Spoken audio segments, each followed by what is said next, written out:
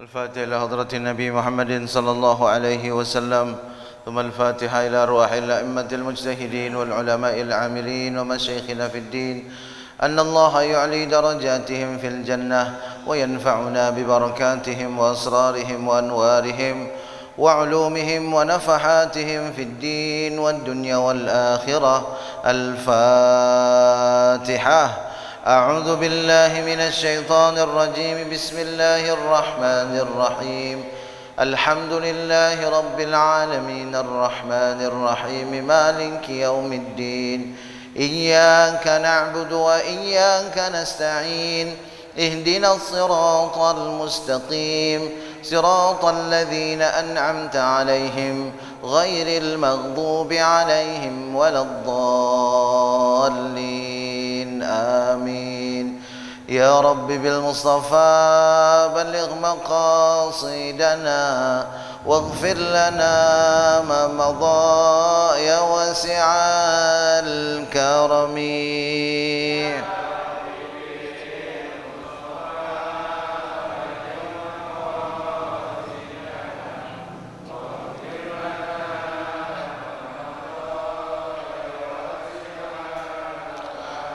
سريت من حرمي ليلا إلى حرمي، كما سرى البدر في داج من الظلم. يا رب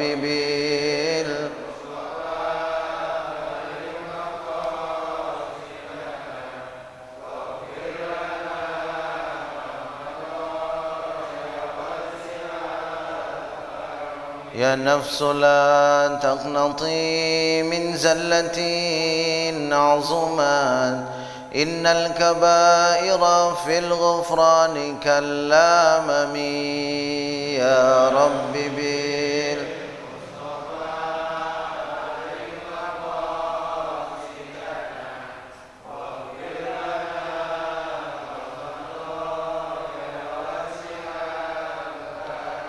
محمد سيد الكونين والثقلين والفريقين من عرب ومن عجم.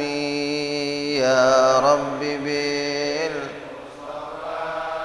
بلغ مقاصدنا واغفر لنا ما مضى يا واسع. اللهم صل وسلم وبارك عليه وعلى آله. بسم الله الرحمن الرحيم. السلام عليكم ورحمة الله وبركاته. الحمد لله الذي بنعمته تتم الصالحات، والصلاة والسلام على سيد السادات سيدنا ومولانا محمد وعلى آله وصحبه أجمعين. أما بعد. قال الله سبحانه وتعالى في القرآن الكريم: أعوذ بالله من الشيطان الرجيم. بسم الله الرحمن الرحيم. قل هل يستوي الذين يعلمون والذين لا يعلمون إنما يتذكر أولو الألباب. صدق الله مولانا العظيم. Hadirin dan hadirat, para musyrif dan santri pesantren tahfiz Madinah Quran yang insyaallah kita semua selalu dalam rahmat dan maghfirah Allah Subhanahu wa taala. Alhamdulillah, kita bersyukur kepada Allah atas berbagai nikmat yang Allah limpah curahkan kepada kita, wabil khusus nikmat iman dan Islam. Mudah-mudahan dengan iman dan Islam Allah bahagiakan dan selamatkan kehidupan kita, keluarga kita, anak-anak keturunan kita di dunia dan di akhirat. Mudah-mudahan dengan iman dan Islam kelak Allah anugerahkan pada kita husnul khatimah, dan mudah-mudahan dengan iman dan Islam kelak Allah pertemukan kita dengan kekasih hati kita Nabi besar Muhammad sallallahu alaihi wasallam, meraih syafaat beliau, berkumpul bersama orang-orang yang saleh di dalam surganya Allah Subhanahu wa taala. Amin. Amin amin ya Allah ya rabbal alamin. Jamaah rahimakumullah, baik yang hadir di Masjid Jami' Darussalam Jakarta Timur, ataupun hadirin dan hadirat yang hadir di Majlis Ta'lim Madinah Quran dari seluruh penjuru Indonesia yang kita cintai, dari mancanegara, dan juga tidak lupa para musyrif dan santri pesantren tahfiz Madinah Quran. Alhamdulillah, pada kesempatan ta'lim malam hari ini kita bisa berkumpul kembali di majlis ta'lim, dan mudah-mudahan kehadiran kita di majlis ilmu menjadi sebab Allah Subhanahu wa ta'ala membimbing dan mengarahkan hidup kita, memberikan kebahagiaan dan keselamatan hidup kita, sehingga mudah-mudahan selera kita terbimbing, hidup kita terarah, sehingga pada akhirnya kita akan meraih kebahagiaan dan keselamatan dunia dan akhirat. Dan mudah-mudahan dengan hadirnya kita di majlis ilmu dengan berbagai sarana, cara dan fasilitasnya, mudah-mudahan dengan kehadiran kita di majlis-majlis ta'lim ini memberkahi kehidupan kita, mendapatkan ilmu yang bermanfaat, Allah ampuni dosa-dosa kita, dan mudah-mudahan Allah ijabah segala doa-doa kita. Amin ya rabbal alamin. Pada kesempatan ta'lim malam hari ini kita akan fokus pada pembahasan mengenai fikih kurban. Dan pada pertemuan-pertemuan berikutnya insyaallah kita akan membahas mengenai kurban, sehingga insyaallah ibadah kita wabil khusus kurban ini akan menjadi ibadah yang penuh keyakinan dan jauh dari kebimbangan serta keraguan-raguan. Dengan harapan mudah-mudahan kurban kita ini menjadi kurban yang diterima oleh Allah Subhanahu wa ta'ala. Amin ya rabbal alamin. Jamaah rahimakumullah, pada kesempatan ta'lim kali ini saya akan memberikan peluang dan kesempatan kepada jamaah sekalian untuk bertanya lebih leluasa. Saya akan sampaikan sedikit, lalu kemudian silahkan dipersiapkan pertanyaan seputar masalah kurban, sehingga tidak ada lagi keraguan-raguan. Dan alhamdulillah di Masjid Jami' Darussalam ini sudah pernah diadakan taklim, baik untuk panitianya ataupun peserta kurbannya maupun jamaahnya.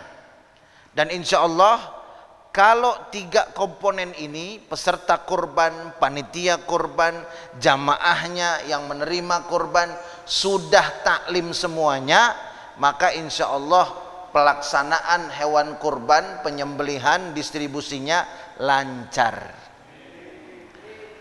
Karena yang banyak bikin tidak nyaman atau bahkan bisa merusak pahala itu adalah ketika kita ibadah ini pakai logika. Ketua panitianya bilang menurut saya, nah begitu. Boleh nggak ibadah pakai menurut saya? Nggak boleh. Kalau masalah teknis boleh nggak menurut saya? Boleh. Tapi kalau masalah ibadah nggak boleh. Nggak boleh menurut saya. Kalau menurut saya, menurut pengalaman saya, menurut ilmu saya, menurut logika saya, maka jangan harapkan pahala dari Allah. Harapkan pahala dari menurut saya, dari logika saya, pahala dari pengalaman saya, pahala dari ilmu saya. Nah, kalau kita ingin mengharapkan pahala dari Allah, bagaimana tuntunan Rasulullah sallallahu alaihi wasallam? Saya akan awali dengan membahas mengenai boleh nggak kita ini patungan kurban? Ya, boleh nggak patungan kurban? Contohnya begini, kalau di Darussalam ini tiap tahun kita taklim ya, alhamdulillah ya, lancar ya insya Allah, alhamdulillah. Ada menurut saya, nggak ada ya, kecuali hal teknis. Kalau hal teknis boleh, kalau masang lampu ada nggak dalilnya? Jangan, itu masalah teknis. Ya. Tapi kalau masalah hukum baru ada nggak dalilnya, begitu. Yang pertama masalah patungan, al-istiraku fil udhiyah. Bagaimana patungan hewan kurban? Ya, boleh nggak patungan kurban sapi untuk, maksudnya itu 7 orang patungan sapi. 7 orang patungan sapi. Yang boleh satu sapi atas nama 7 orang, begitu. Satu sapi atas nama 7 orang. Jadi niatnya harus diperjelas, jangan sekedar patungan. Kalau patungan 7 orang, begitu kan? Patungan 7 orang, niatnya nggak jelas. Kita mah patungan aja, beliin sapi 1 buat korban, nggak apa-apa, boleh. Tapi atas nama siapa? Kan begitu. Maksudnya patungan ini begini, saya cuma punya duit 3 juta, Bapak saya 5 juta deh.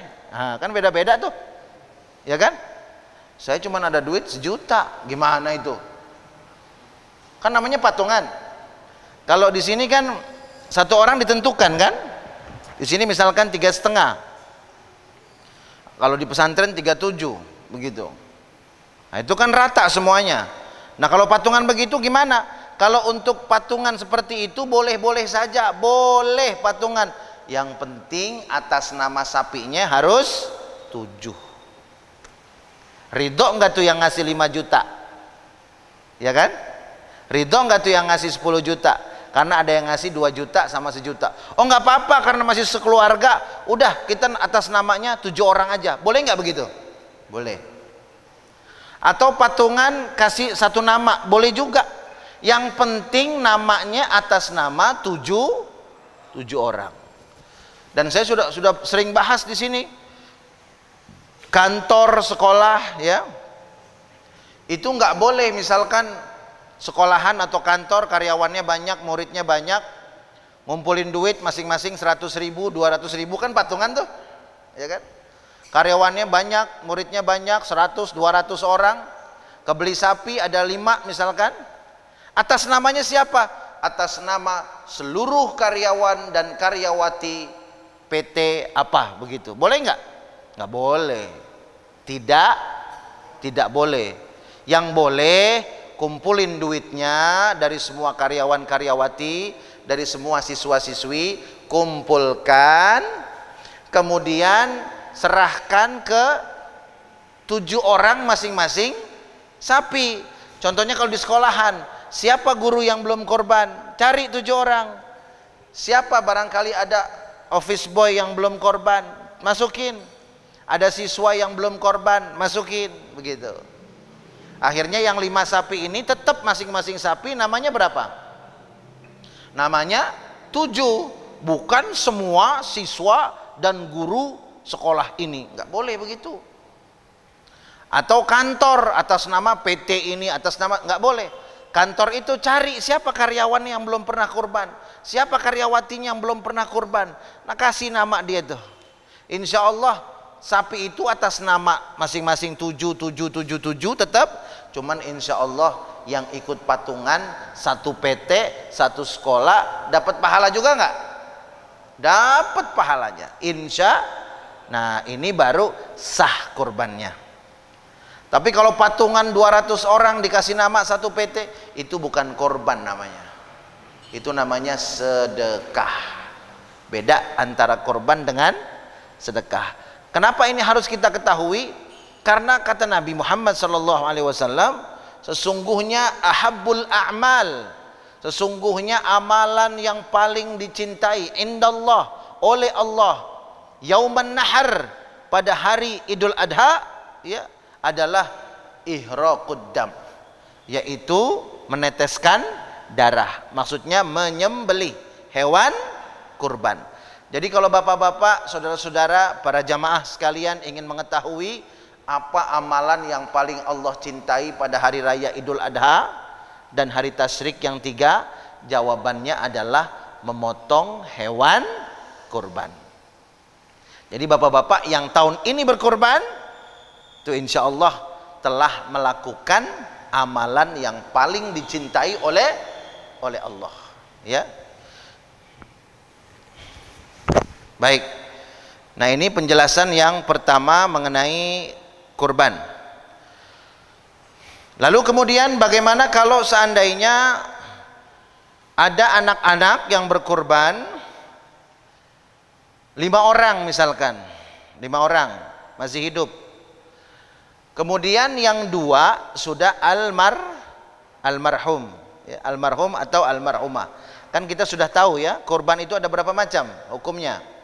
2. Ada kurban sunnah, ada kurban wajib. Kalau kurban sunnah tidak ada nazar. Kalau kurban wajib ada nazar, kan begitu? Ya, masih ingat kan? Ya. Jadi kalau kita misalkan, kalau saya sehat saya mau korban, nah itu korbannya sunnah apa wajib? Wajib, karena ada nazar. Padahal asal hukum kurban dalam madhab imamuna Imam Syafi'i hukumnya adalah sunnah muakkadah. Tapi kalau dipakai nazar berubah dari sunnah menjadi wajib, begitu. Nah kalau sunnah boleh minta, Bapak Ibu saudara-saudara sekalian, boleh minta bagiannya, boleh. Saya minta hatinya, boleh. Saya minta dagingnya, boleh. Disedekahkan semua juga boleh. Tapi kalau yang wajib tidak boleh, jangan minta. Saya korban nazar, Pak Panitia tolong saya bagi kambing pahanya sebelah, kasih enggak? Kasih enggak? Jangan. Kesian yang korban tuh. Makanya ibadah tuh harus ikut tuntunan Nabi besar Muhammad SAW. Dan panitianya harus nanya itu, harus nanya panitianya. Jangan los aja begitu. Bapak ini korbannya niatnya sunnah apa wajib ini Pak? Oh saya nggak tahu. Oh Bapak belum tahu? Iya, jelasin sama panitianya yang udah taklim bahwa korban ini ada 2 hukumnya Pak. Yang satu sunnah, yang satu wajib. Yang sunnah bagaimana Mas? Yang sunnah itu Bapak nggak ada nazar. Yang wajib Bapak pakai nazar. Oh saya ada nazar, berarti Bapak wajib. Mohon maaf, sesuai tuntunan Rasulullah Bapak nggak boleh minta bagiannya. Oh gitu, ya udah nggak apa-apa. Nah, makanya yang aman itu panitia semuanya taklim, baru aman. Kalau panitia doang taklim, peserta korban gak taklim, berantem. Ini apa-apaan panitia? Korban saya kok dilarang-larang saya minta. Wah, gitu ya. Tuh korbannya bisa rusak pahalanya tuh. Nah korban wajib diminta pahanya, nggak boleh. Kalau sunnah boleh nggak minta paha? Boleh. Diminta semua boleh nggak kalau korban sunnah? Boleh nggak? Boleh. Panitia jangan ngelarang. Man paling kesel doang panitianya. Ngapain ngintip di sini kalau minta semua? Kan begitu. Tapi boleh nggak? Boleh. Cuman pahalanya kan tingkatannya beda-beda. Yang diambil semua pahalanya segitu, yang disedekahkan separuh pahalanya lain lagi, yang disedekahin banyak kan pahalanya lain lagi. Tinggal kita deh pengen pahalanya sebanyak apa. Jelas hadirin ya? Nah kira-kira seperti itu. Jadi antara kurban sunnah dan wajib. Kemudian kurban atas nama almarhum dan almarhumah. Boleh almarhum dan almarhumah, meskipun dalam mazhab Imam Syafi'i itu harus ada wasiat. Kalau ada wasiat dari orang tua, laksanakan. Kalau bapak ibu udah meninggal, udah nggak ada, tolong kurban buat bapak ibu ya, tiap tahun. Kok siap insya Allah. Nah, begitu. Itu harus dilaksanakan itu. Kalau mampu, kalau nggak mampu, ya nggak apa-apa. Patungan boleh. Ngutang boleh nggak ngutang kurban? Boleh. Asal tahu bagaimana nutupinnya. Jangan minjeman online buat kurban. Haram. Nggak diterima kurbannya. Ini saya ngomongnya sekali lagi nih. Ya. Kalau pinjaman online dipakai buat ibadah, buat apa? Buat rumah tangga, itu riba. Allah angkat berkahnya. Itu uang haram. Meskipun 10 juta balikinnya 9.000. Itu udah jelas nasnya dari Al-Quran. Riba. Allah angkat keberkahannya. Apalagi buat korban. Ditolak sama Allah Subhanahu wa ta'ala. Nggak percaya, baca Al-Quran tentang riba. Bahkan Allah menantang perang. Fa'zanu biharbin minallahi wa rasulih. Kalau kalian nggak juga mau tobat dari riba, udah mendingan umumkan bahwa engkau menantang Allah dan Rasulnya berperang berhadap-hadapan. Begitu hadirin. Masalah riba nggak enteng itu, ya. Kok jadi masalah riba kita nih? Lagi banyak pinjaman online soalnya. Nah, jadi kalau bercampur begitu bagaimana? Tadi kan kita udah tahu buat almarhum nggak boleh minta ya. Kalau hewan kurban itu sunnah, nggak nazar, tapi atas nama almarhum, itu juga nggak boleh minta, Pak. Bapak misalkan, saya mau beli kambing atas nama almarhum ibu saya. Almarhum, betul. Ada, kalau almarhum udah nggak usah ditanya nazar wajib apa enggak kan? Sama ya. Saya mau minta pahanya belakang, oh nggak bisa Pak. Oh iya saya lupa. Emang betul kata Pak Kiai itu kemarin waktu taklim nggak boleh. Iya. Makasih panitia udah ngingetin saya sedekahin semuanya. Cakep begitu. Tapi kalau menurut saya, menurut logika saya, yang beli hewan kurban siapa? Saya. Duit siapa? Saya. Ya kan?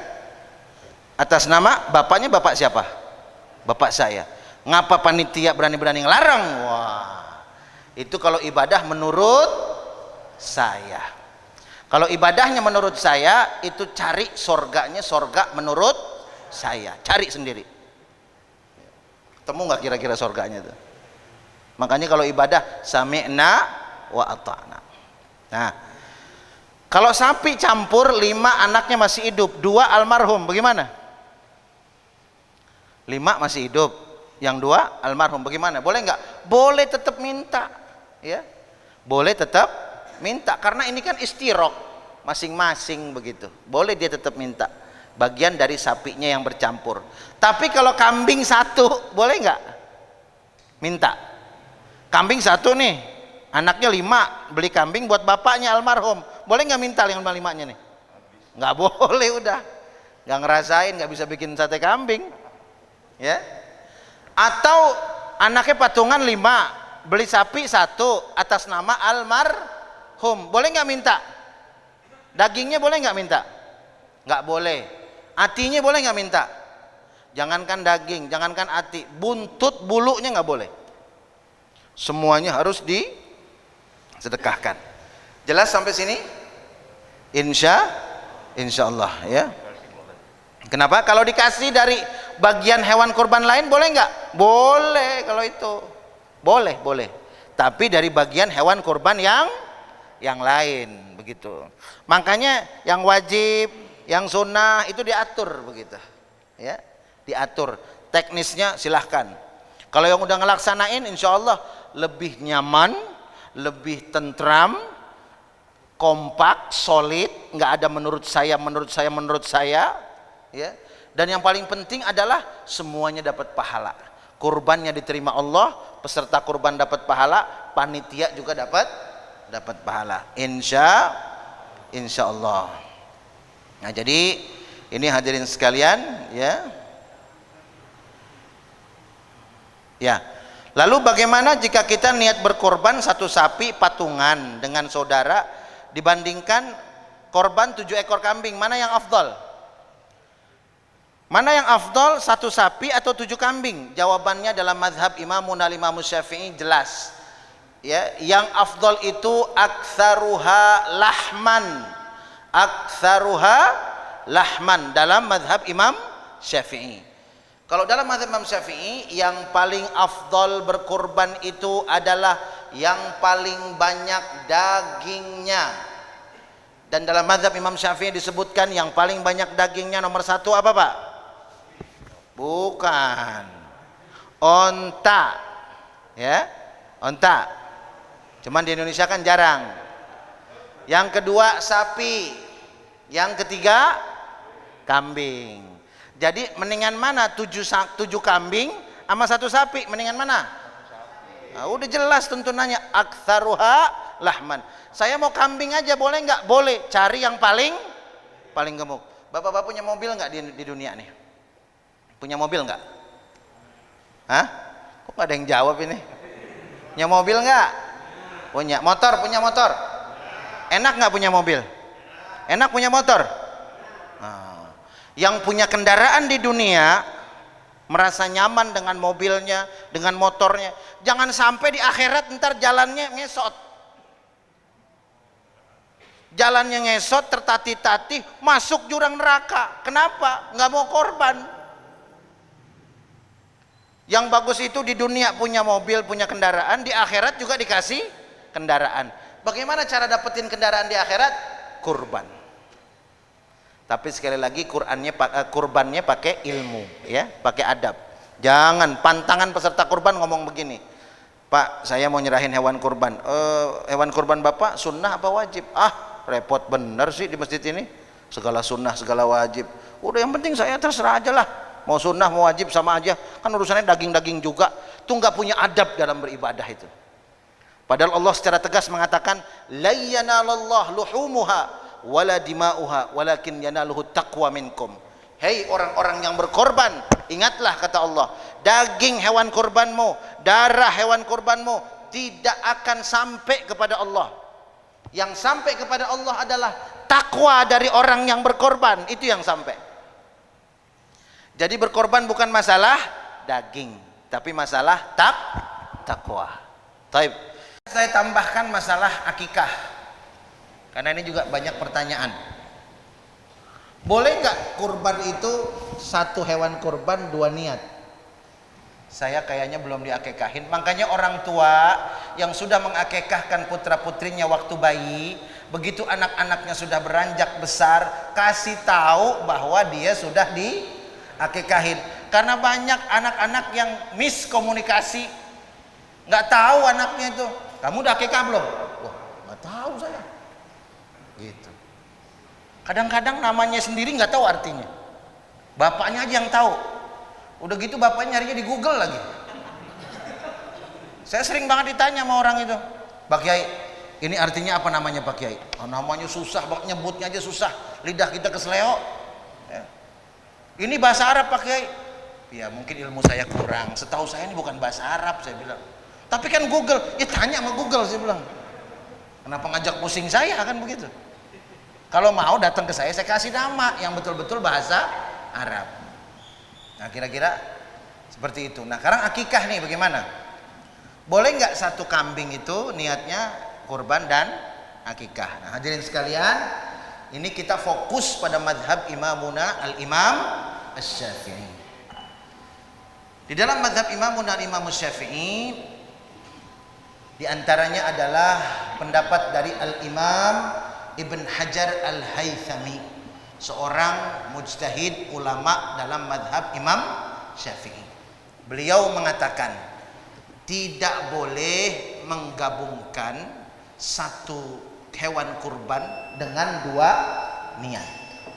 Jadi kalau mau korban, korban saja. Kalau mau akikah, akikah saja. Harus dipisah. Karena memang karakternya beda. Kalau hewan kurban, afdolnya dikasih mentah, kan begitu. Kalau akikah, afdolnya, sunnahnya dikasih mateng. Beda nggak tuh? Beda. Dari karakternya saja sudah beda. Nah ini Imam Ibnu Hajar al-Haythami. Ini pendapat yang saya amalkan, yang saya rekomendasikan. Tapi amanah keilmuan mengharuskan saya menyampaikan pendapat lain. Tetap dalam madhab Imam Syafi'i. Ada seorang imam dalam madhab Imam Syafi'i juga, yaitu Imam Ramli. Imam Ramli. Beliau mengatakan boleh satu hewan kurban, niatnya sekaligus kurban dan akikah. Dan yang bersangkutan tetap dapat dua pahala, yaitu pahala kurban dapat, pahala akikah dapat. Tapi kalau bapak-bapak, saudara-saudara, hadirin hadirat tanya, pendapat mana yang saya rekomendasikan? Pendapat Imam Ibnu Hajar al-Haythami yang mengatakan tidak boleh menggabungkan antara hewan kurban dan akikah, begitu. Jadi masing-masing. Nah, kemudian pertanyaannya, mana yang didahulukan? Akikah atau kurban? Sekarang kita lihat dari pelaksanaan waktunya. Kalau Idul Adha itu waktunya muayyan, tertentu, gitu kan? Tanggal 10, 11, 12, 13. Ini kalau madhab Imam Syafi'i 4 hari boleh motong. 10, 11, 12, 13. Kalau mazhab Imam Ahmad bin Hambal 3 hari. Makanya bapak-bapak jangan salah paham. 3 harinya tanggal 10, 11, 12. Udah. Kalau Imam Syafi'i berapa hari Pak? 4, 10 hari raya Idul Adha, 11, 12, 13 Zulhijjah. 3 hari tasyrik, 1 hari raya. Ya. Kalau akikah waktunya kapan? Waktunya muwassa. Waktunya kapan saja boleh, betul nggak? Yang afdal itu yauma sabi'ihi dalam hadis, hari ke-7 atau hari ke-14 atau hari ke-21. Kalau lewat 21 ya terserah kapan mampunya, kan begitu. Betul nggak? Nah, jadi waktunya lebih leluasa. Mana yang harus didahulukan, kurban atau akikah? Perbedaan yang kedua muncul, bukan dari masalah waktu saja. Kalau udhiyah, kalau kurban itu fidaun anin nafsi, itu adalah kurban untuk menebus jiwa kita sendiri. Sedangkan akikah fidaun anil walad. Kalau akikah itu tebusan untuk anak. Siapa yang nebus? Ayahnya. Beda kan? Nah, jadi mana yang harus didahulukan? Ada beberapa pendapat berdasarkan perbedaan tadi. Ada yang mengatakan kurban dulu karena itu tebusan untuk diri kita. Kalau akikah bukan tanggung jawab kita. Tanggung jawab siapa? Orang tua. Nah, kalau kita belum diakikahin, boleh nggak berkorban? Boleh. Nggak ada larangan sama sekali. Tidak ada larangan sama sekali yang belum akikah untuk berkorban. Kalau ada yang mengatakan tidak boleh berkorban karena belum akikah, itu tidak ada landasannya sama sekali. Ya, jadi boleh walaupun belum diakikah untuk berkorban. Tetap boleh berkorban. Itu yang pertama. Yang kedua, kalau seandainya waktu kurban yang lebih dekat, ya, maka saran saya dahulukan kurbannya. Dahulukan kurbannya. Nanti setelah lewat kurban ada waktu 11 bulan nabung lagi, kumpul baru akikah. Kira-kira begitu Pak ya? Jelas? Jelas?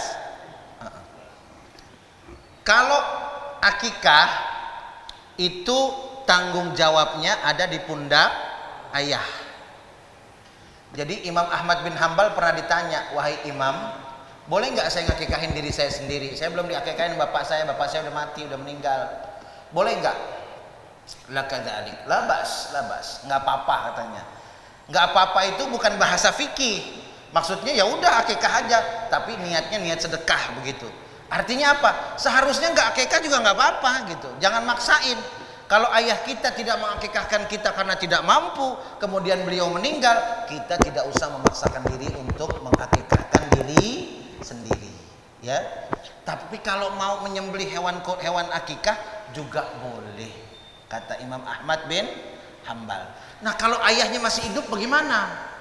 Ayahnya masih hidup, nggak mampu, anaknya mampu, kecuali anaknya juga nggak mampu. Anaknya mampu, caranya gampang, bikin orang tua mampu. Itu namanya al-istita'ah ma'al ghair. Jadi kemampuan itu ada dua, al-istita'ah binafsihi, mampu dengan dirinya sendiri, memang dia punya uang, dan al-istita'ah bi ghairihi au ma'a ghairihi, mampu karena dibikin mampu oleh orang. Kayak pergi haji, yang punya duit sendiri itu namanya al-istita'ah binafsihi, mampu memang dirinya. Yang dibayarin orang atau abidin, haji abidin itu atas biaya dinas, kan begitu. Yang namanya haji abidin atas biaya dinas. Itu juga sudah mampu, dibikin mampu oleh lembaganya. Nah, bapak orang tuanya nggak mampu, anaknya mampu, datengin bapaknya. Pak, ini saya punya duit nih, 4 juta. Saya kan belum akikah. Ini duit saya kasih bapak. Akikahin saya ya Pak. Boleh nggak? Boleh. Tapi kalau sama bapaknya dibeliin motor gimana? Itu lain lagi urusannya. Jangan nanya ke saya kalau itu. Ya. Jadi boleh Pak, kasih duit bapaknya, nanti bapaknya ngakikahin. Gitu. Jelas ya? Ya. Mudah-mudahan kita semangat untuk berkorban. Yang belum masukin korban jadi jadwal prioritas hidupnya, masukin tahun sekarang. Kita semuanya mampu korban. Sebetulnya bukan tidak memiliki kemampuan, tapi belum punya kemauan.